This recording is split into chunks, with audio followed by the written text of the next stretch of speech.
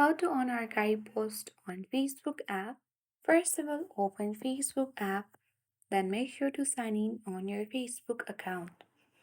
Tap on three-line icon at the top right corner of the screen and then select the gear icon at the top right corner of the screen.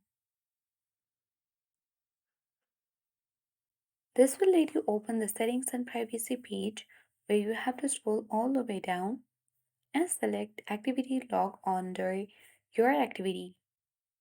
And once it opens, simply you need to select archive at the top left corner of the screen.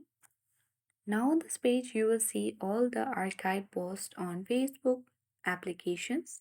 So in order to unarchive this post on Facebook app, tap on three dots and now select restore to profile. If you are confirmed, select restart button again. And in this way you can easily unarchive post on Facebook app. That's it for today. I hope this video was helpful. If it was, then do like, share and comment. Thank you for watching and see you in the next video.